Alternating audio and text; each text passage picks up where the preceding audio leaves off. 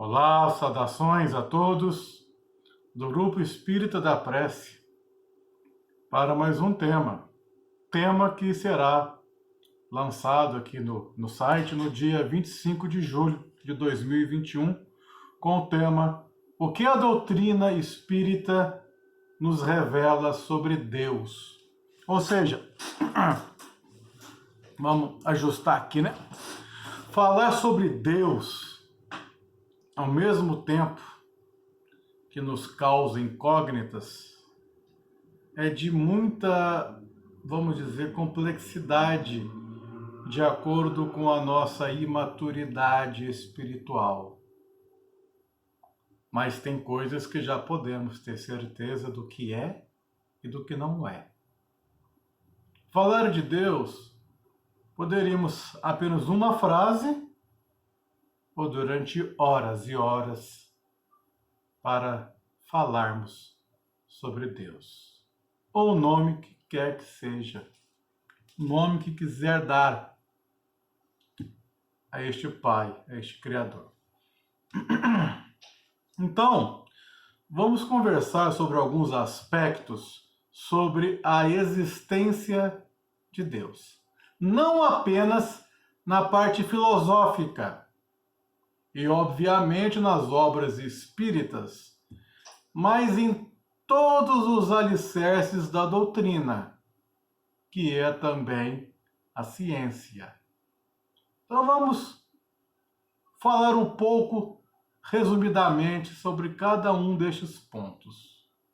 E veremos que no decorrer, que será proporcional ao nosso amadurecimento espiritual, que será mais fácil compreender o que não é Deus. Tendo os atributos da divindade, então será mais fácil saber o que não é Deus. E aí sim, porque, como já dizia no Livro dos Espíritos, ou Kardec, ou os Espíritos a Kardec, dizendo que o nosso vocabulário ainda é muito pobre. É muito pobre.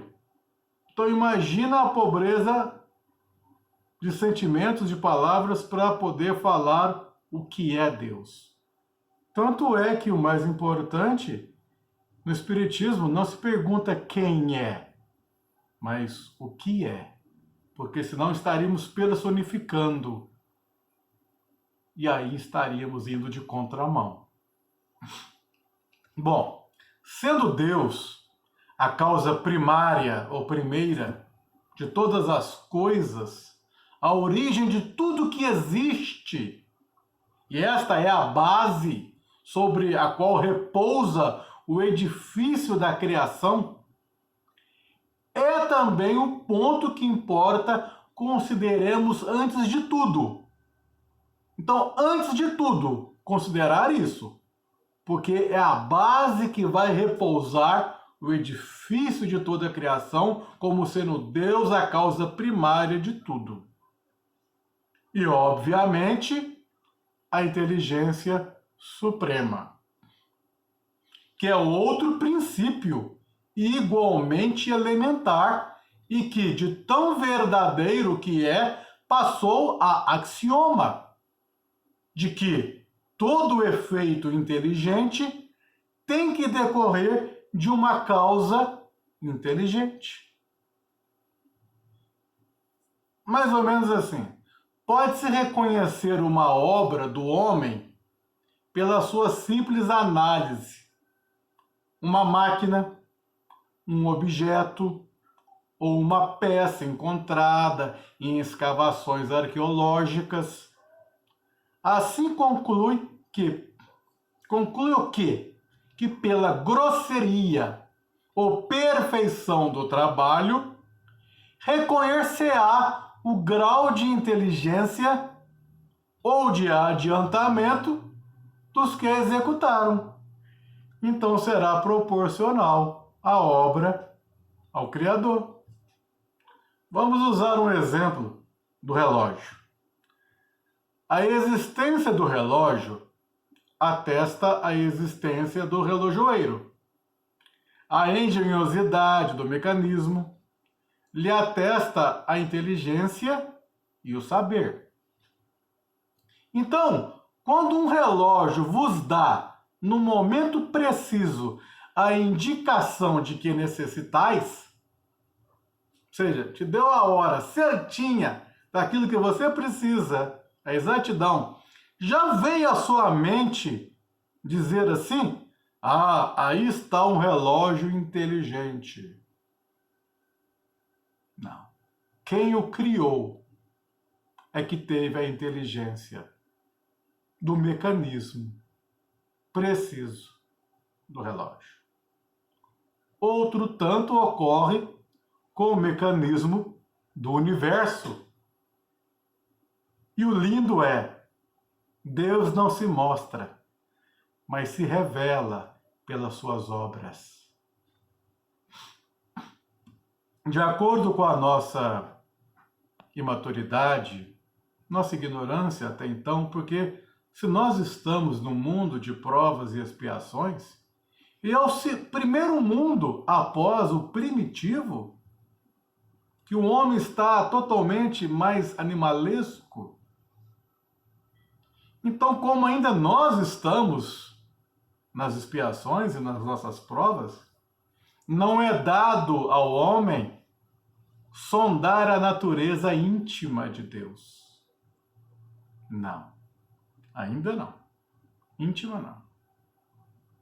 Para compreendê-lo, ainda nos falta sentido próprio, que só se adquire por meio da completa depuração do espírito, chegar a um ponto crístico. Mas, é o que eu falei antes, mas se não pode penetrar na essência de Deus, o homem, desde que aceite a premissa, a sua existência, pode, pelo raciocínio, chegar a conhecer-lhe os atributos necessários, porquanto, vendo o que ele absolutamente não pode ser. Entenderam aí? Se nós já temos essa premissa, os atributos, nós teremos certamente, absolutamente o que ele não pode ser. Sem deixar de ser Deus, deduz daí o que ele deve ser. Certo? O que é Deus. Então, isso já deu um caminho norte para a gente. Então, vamos algumas. Então, a gente tendo esses atributos, a gente vai saber que o oposto disso não é Deus. Primeiro, vamos lá. Deus é a suprema e soberana inteligência. Pronto. Não muda. Deus é eterno. Ou seja, isto é, não teve começo e não terá fim. É o uncriado. E às vezes nós confundimos, né, falando que nós somos eternos. Está errado. Nós somos imortais. Tivemos um começo, mas não teremos fim, pois fomos criados. Então Deus, somente Deus, é eterno. Se tivesse tido princípio, houvera saído do nada. Ora, sendo o nada coisa alguma pode produzir. Então, é eterno. Bom, Deus também não sofre variações. Então, Deus é imutável. Se estivesse sujeito às mudanças, nenhuma estabilidade teriam as leis que regem o universo.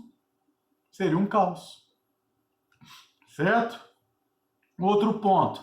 Deus é imaterial, isto é, a sua natureza difere de tudo que chamamos matéria. De outro modo, não seria imutável, pois estaria sujeito às transformações da matéria. É outro ponto, é imaterial. E, como já sabido, Deus é onipotente, assim como onisciente. E o bonito, que muitos desconhecem, principalmente quando ao pé da letra das Escrituras do Velho Testamento, onde ali se mostra um Deus colérico, vingativo, e é totalmente equivocado. Deus é soberanamente justo e bom, então tudo que vai contra disso não é Deus. A providencial sabedoria das leis divinas se revela nas mais pequeninas coisas, como nas maiores também, não permitindo essa sabedoria que se duvide de sua justiça nem da sua bondade. Outro ponto, né? Vamos lá, mais um. Deus é infinitamente perfeito. Outra, Deus é único. É uno. Bom, é assim que, comprovada pelas suas obras, a existência de Deus, por simples dedução lógica, se chega a determinar os atributos que o caracterizam. O que vai oposto não é Deus, então.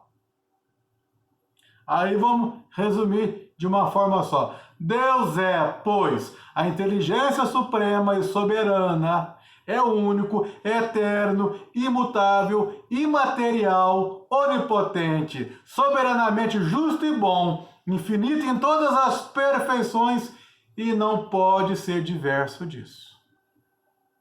Assim, a gente sabe o que é e o que não é.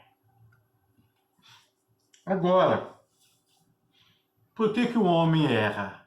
Há uma dica importante, vamos dizer que essa é a dica do século, né? Por que há a dor, o sofrimento, a prova, a expiação, a enfermidade? Por quê? A explicação está aí, na lei. Lei imutável, lei divina, lei natural. Se, portanto, o homem há errado tantas vezes, é unicamente por não ter seguido o roteiro que lhe estava indicado. O caminho, a verdade e a vida. E nós tivemos na terra Jesus como este atalho preciso até o Pai Criador.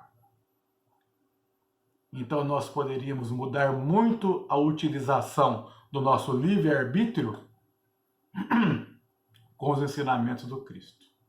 E aprimoramos, demos uma, vamos dizer, uma afinada com a vinda do Consolador prometido.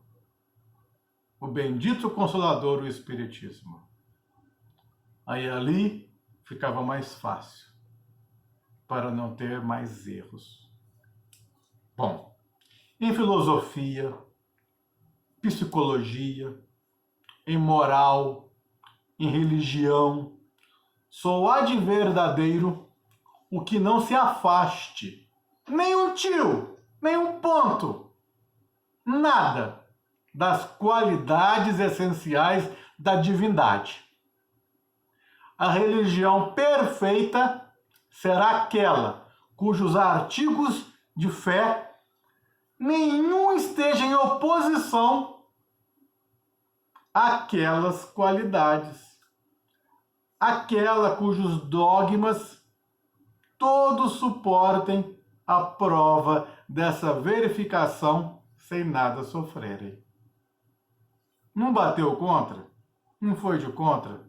Nenhum dogma, nenhum artigo da fé foi contra essa qualidade, essa essência de Deus?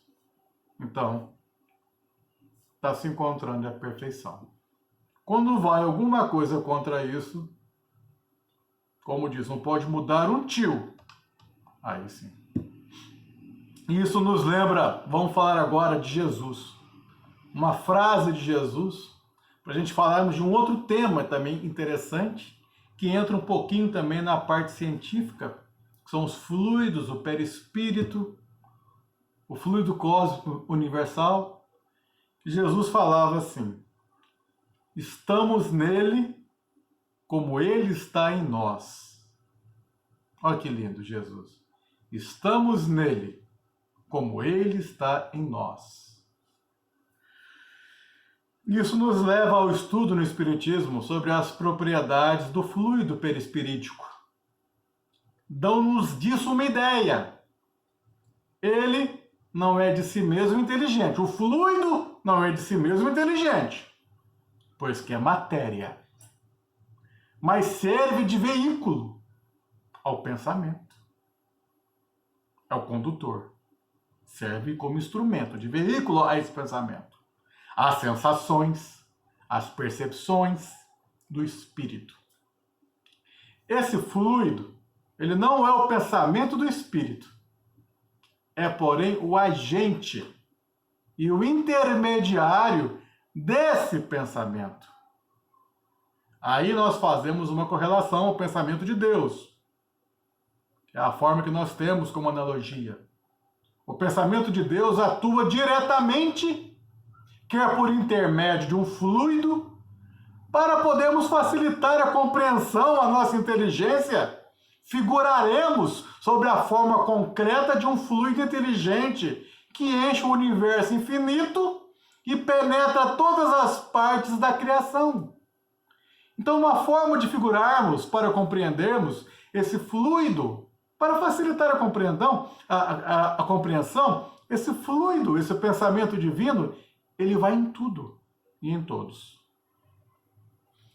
Ou seja, é a natureza divina mergulhada no fluido divino.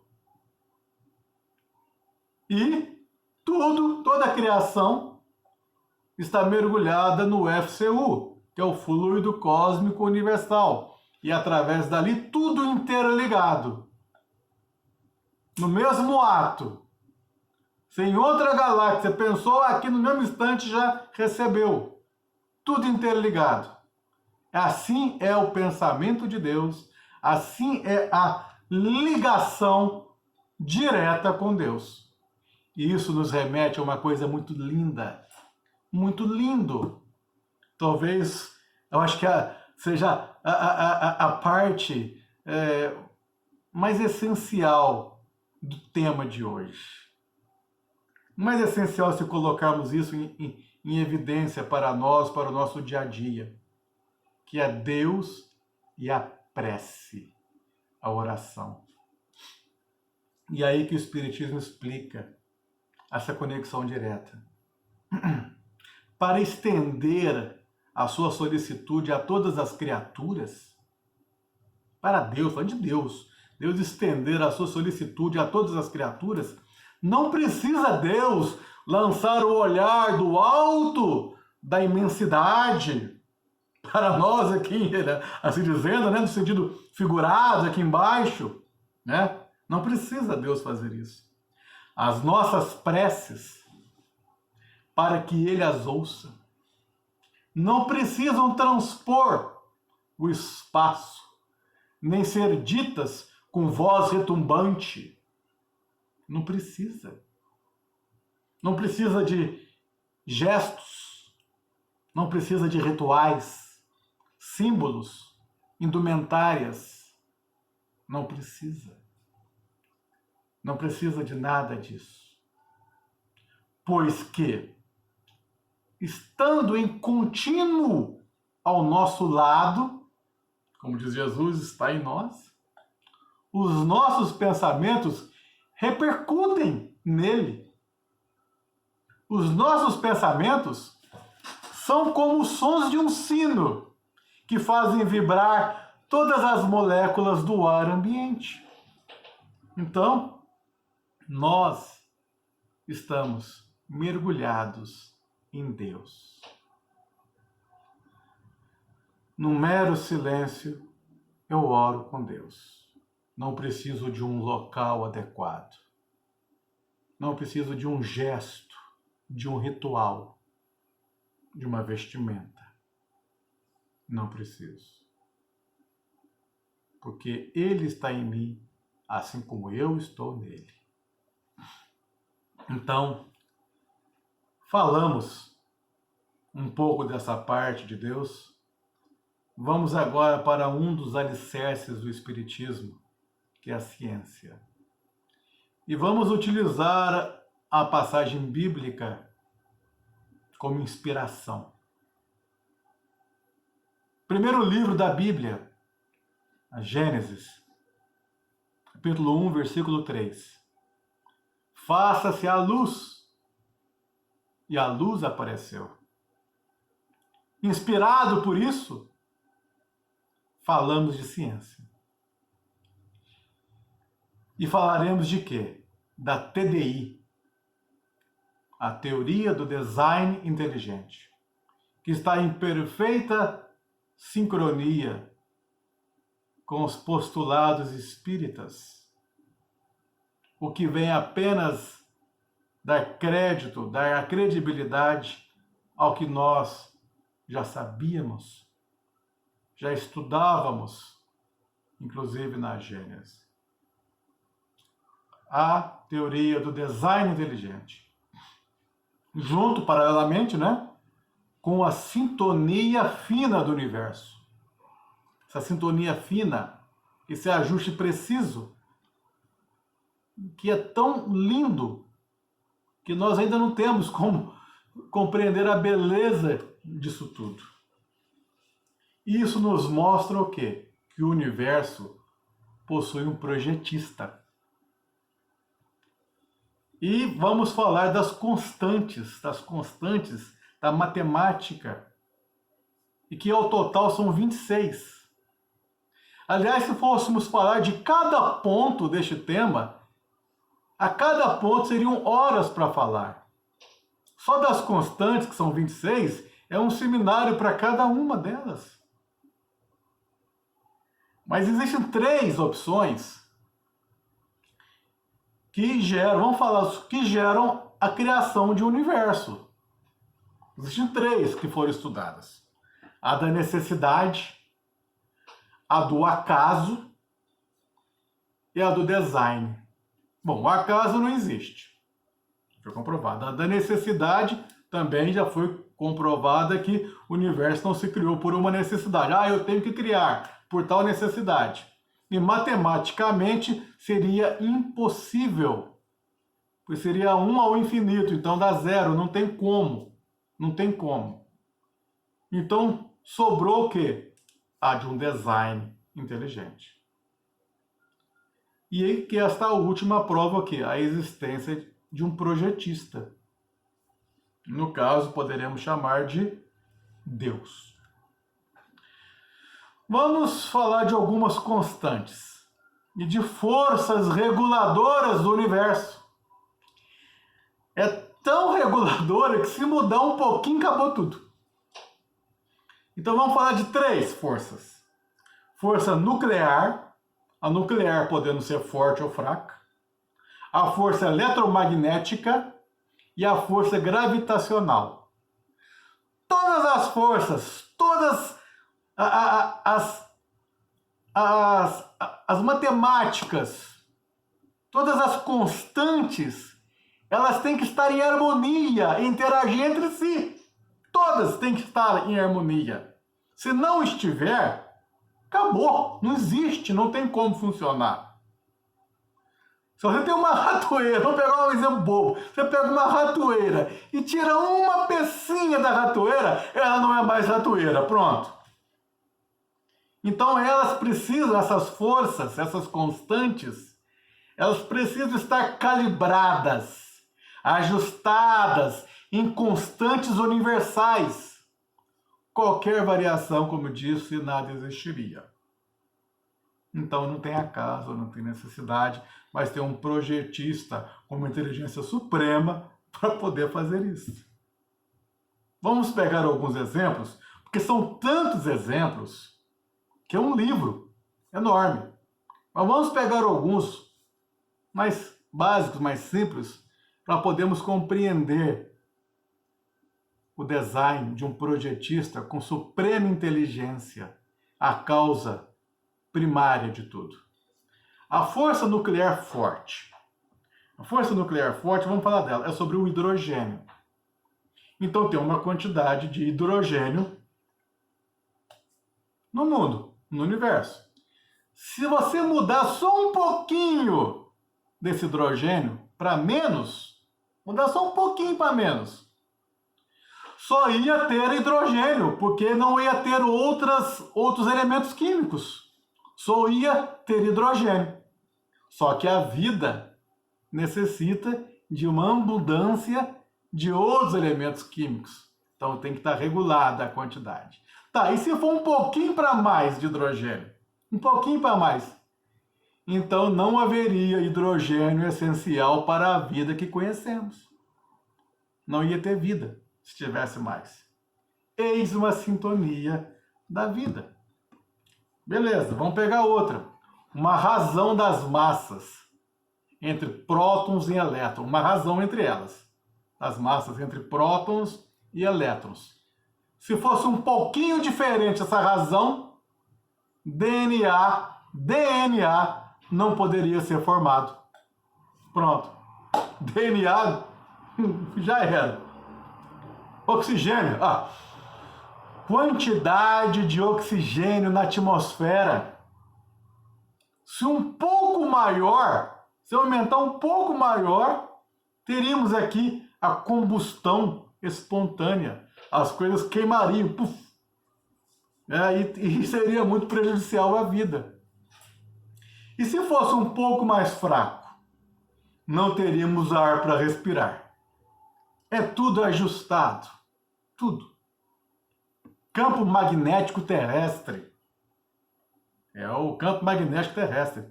Se mais forte, um pouquinho mais forte, as tempestades eletromagnéticas seriam severas. Destruiria. E se um pouquinho mais fraca, um pouquinho, as radiações estelares iriam destruir a vida. Não teríamos proteção das radiações. Não, também não. Outro exemplo, a força da gravidade, que é 10 elevado a 60. Muda isso para você ver. Você não consegue estar aqui na Terra também. Todas essas constantes estão em harmonia entre si. Mudar uma coisinha, acaba tudo. A inclinação do eixo da Terra, em 23 graus. Muda 1 grau. Muda as temperaturas, os ventos, muda o calor, muda o dia, a noite. Muda até o dia de 24 horas, muda tudo. Não suportaríamos com a vida que aqui existe. Agora, o mais interessante, se for lá no antes e faz-se a luz, e veio-se a taxa de expansão do universo. O universo é infinito, está sempre em expansão. Se ele expandir de forma errada, ou contrair, se não dependendo, também está errado. E qual que é o cálculo feito da taxa de expansão? É 10 elevado a 120. Muda um pouquinho isso. Se alterar, não haveria formação do universo. Encolheria, explodiria. Isso já na criação desse design, desse projeto. É de bonito e complexo. Bom, podemos pegar até outros exemplos aqui mais conhecidos, né? No espaço. Por exemplo, no nosso sistema solar, Júpiter. A localização de cada planeta. Né? Vamos na parte que muitos gostam também. A localização de Júpiter protege a Terra. O campo gravitacional de Júpiter salva a Terra. Se Júpiter não estivesse aonde ele está, a Terra aqui, ó, ia ser bombardeada. Acho que foi em 94 o cometa Schumacher, né? 94, o cometa Schumacher. Ele detonou Júpiter, que iria destruir 10 terras. Então esse seria um outro ponto. Ok?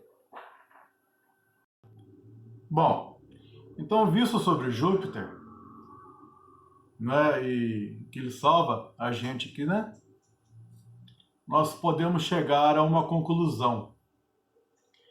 E essa conclusão, quem irá dar é Isaac Newton, né? Isaac Newton já dizia algo profundo que hoje em dia podemos compreender melhor o que ele disse, através não apenas da fé, mas da inteligência suprema, da causa primeira, de um projetista de um design inteligente. Isaac Newton, este belíssimo sistema ao qual o Sol, os planetas e os cometas somente poderia proceder do desígnio e do poder absoluto de um ser inteligente e poderoso, Isaac Newton. E esse projetista é Deus, com seu design inteligente. Pois é, minha gente, muito poderia ser dito, mas tentando resumir para ser o mais breve possível. E, como já dizia Emmanuel, nós somos crianças espirituais. E como crianças espirituais, estamos muito aquém de compreender a essência divina. E eu lembrei de uma música utilizada na evangelização infantil, uma música de Tim Vanessa, que é Considerações sobre Deus. E essa música, ela tem um refrão que é assim: nossa ideia sobre Deus carece de evolução, por mais que filosofemos, dele teremos apenas noção. Então, com essa musiquinha que eu me despeço de vocês, agradecendo a participação do pessoal e que em breve possamos estar novamente nos encontrando, olho a olho, perispírito a perispírito, podemos conversar, nos abraçar. Agradecemos a Deus essa oportunidade, desta atividade, deste trabalho, e que Deus, esse Pai Criador de tudo e de todos, e que também é amor, possa estar dando à Terra um soerguimento no término do pior que se passou, não apenas da pandemia, pois os maiores males não foram causados pelo vírus, mas os maiores males foram e estão sendo os males da alma, do coração, assim dizendo, das emoções, da falta de fé, e por aí vai. Então, com que, após isso tudo, dessas provas que o mundo está tendo, possamos dar um grande passo. Muitos, sim, terão êxito, mas muitos, em suas provas pessoais ou íntimas, inclusive provas coletivas, já não estiveram na mesma sintonia fina com o que deveria ser feito. Então, Deus, que possa estar fortalecendo a todos nós, fortalecendo e nos dando as ferramentas, o que é preciso para sermos hoje melhor do que fomos ontem. E assim, amanhã, sermos melhores do que fomos hoje. Que Deus nos abençoe e fique a musiquinha agora da evangelização infantil para falar sobre Deus. Até a próxima. Aquele abraço. Jesus conosco.